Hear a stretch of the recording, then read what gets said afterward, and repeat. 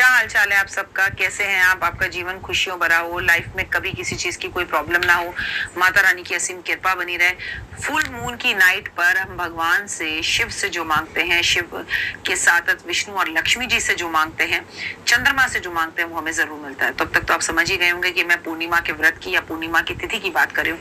नमस्कार, सुस्वागतम, वेलकम, अभिनंदन। मैं हूँ आपके साथ आपकी अपनी होस्ट डॉक्टर वायरा की। आपका स्वागत, अभिनंदन करती हूँ। आप कैसा है मेरा ये संसार? दीन दुगनी रात चौगनी तरक्की करे, माता रानी की असीम कृपा बनी रहे और जीवन में आपको कभी किसी चीज की कोई कमी ना हो। 12 मई पूर्णिमा का दिन है, सोमवार है, और सोमवार का दिन जो होता है वो महादेव को समर्पित होता है और महादेव के मस्तक पर ही चंद्रमा का जो है वो चिन्ह है। तो क्या करना है? आप जानते हैं कि पूर्णिमा की जो तिथि होती है भगवान विष्णु और लक्ष्मी को समर्पित होती है। भगवान विष्णु और लक्ष्मी को ये दिन समर्पित होता है, तो ये चंद्रमा की पूजा का दिन है, तो ये चंद्रमा को भी समर्पित होता है। और क्योंकि ये चंद्रमा का दिन है तो आज सोमवार है, इसलिए सोमवारी पूर्णिमा हो गई, तो इसका महत्व और भी ज्यादा बढ़ गया। तो देखिए, वैसे तो फुल मून जिस दिन होता है उस दिन आपको चंद्रमा के दर्शन होते हैं, आपका मन बहुत प्रसन्न होता है, आप बहुत खिले खिले रहते हैं, आपका कॉन्फिडेंस जबरदस्त होता है, आप बहुत खुश होते हैं। इस दिन आप सत्यनारायण भगवान की पूजा करते हैं। 12 मई को वैशाख मास की पूर्णिमा है और ये पूर्णिमा अपने आप में बहुत खास है।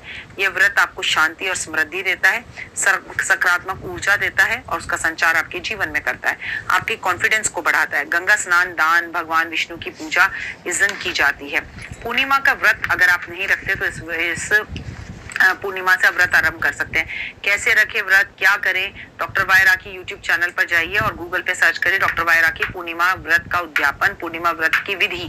आपको मेरी बहुत सारी वीडियोस मिल जाएंगी, वैसे रखिए। लेकिन उद्यापन और विधि तो बात की बात है। पूर्णिमा का व्रत तो सीधा साधा है। आप एक टाइम का मीठा खाना खाएं, बिना नमक वाला खाना खाएं, जो भी भोजन करना है बिना लहसुन प्याज के भोजन करना है, चंद्रमा के दर्शन करने हैं, चंद्रमा को अर्घ देकर फिर भोजन करना है। पूरे दिन फलहार आप कर सकते हैं, पंचमेवा आप खा सकते हैं। इस दिन आपको विष्णु लक्ष्मी की पूजा करनी है, इस दिन आपको शिव की पूजा भी जरूर करनी है। मैं बताऊं, मानसिक शांति मिलती है, सुख और समृद्धि आती है, पापों का नाश होता है, पारिवारिक कलह दूर होता है, घर में अशांति दूर होती है, चंद्र दोष दूर होता है, घर में धन धान्य की कभी कोई कमी नहीं रहती जो लोग पूर्णिमा के व्रत रखते हैं। सत्यनारायण भगवान का व्रत रखें, इस दिन सत्यनारायण भगवान की पूजा करें, दान करें, भंडारा करें, भगवान विष्णु का सहस्त्र नाम का पाठ करें या सुने, दूध, दही, शहद, चीनी, घी से, पंचामृत से शिव का अभिषेक जरूर करें, माता पार्वती और का भी अभिषेक करें और वहीं पर लक्ष्मी और विष्णु का अभिषेक करें। अगर आपके घर में छोटे से शालिग्राम है और अगर श्री यंत्र है तो उनका अभिषेक भी करें। आपको मालूम है पूर्णिमा से हम 100 सेर के दान का आरंभ करते हैं। बहुत सारे लोग हैं आप में से मेरे साथ जो 100 सेर का दान कर चुके हैं और जो लोग ऐसे भी हैं जिन्होंने बड़ी स्पीड से 100 सेर का दान शुरू किया था, वो बीच में रुक गया, लेकिन जब रुक गया तो रुक गया।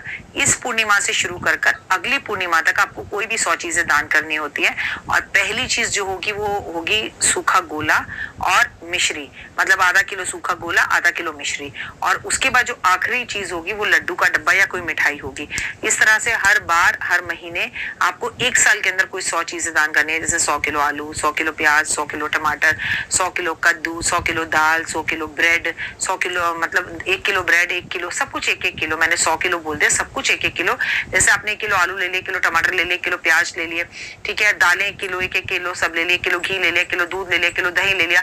अच्छा, ये सब कुछ एक साल में दान करना है, ऐसा नहीं है कि एक दिन दान करना है। हाँ, पर आप जब भी ये दान करें इसमें 10 रुपए या 20 रुपए का नोट या 1 रुपए का सिक्का जरूर रखें। इसे 100 सेर का दान कहते हैं।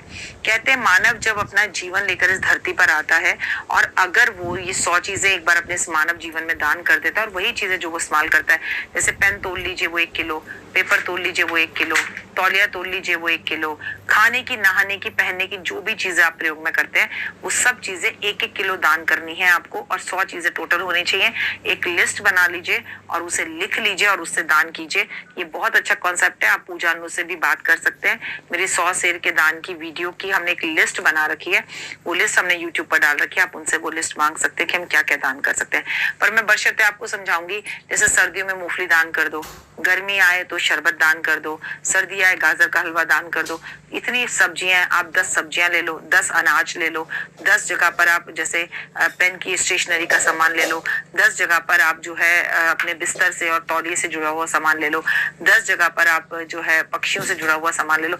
ऐसे 10-10 करके 90-100 चीजें बहुत आसानी से हो जाती हैं और आप दान कर सकते हो। और इसी पूर्णिमा से दान शुरू करके वैशाख मास से अगली पूर्णिमा पर इसी 1 साल के अंदर इसे संपूर्ण करना होता है। इसे 100 सेर का दान कहते हैं। चंद्रमा के सामने बैठकर आज कच्ची लस्सी की अर्घ जरूर दें, अर्घ दें। चंद्रमा के सामने बैठ के चंद्रमा के मंत्र जरूर करें। आज शिव चालीसा का पाठ जरूर करें।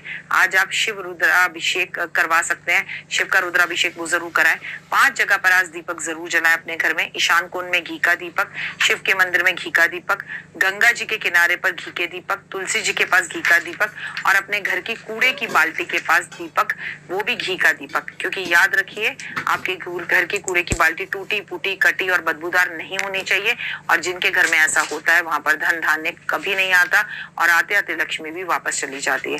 उम्मीद है आपको मेरी वीडियोस पसंद आ रही होंगी और अगर हाँ तो कमेंट्स में जय माता दी कीजिए। लेकिन आज गौशाला जाइए, गाय की सेवा कीजिए और गाय को प्रणाम कीजिए और आप अपने जीवन में सक्सेस पाइए। फिलहाल के लिए दीजिए इजाजत। हुए फुल मून के दर्शन जरूर करें, चाहे दिल्ली रहें या गाजियाबाद रहें। आपका दिन खुशियों से भरा हो, आपका वर्ष खुशियों से भरा हो। हुए जय माता दी।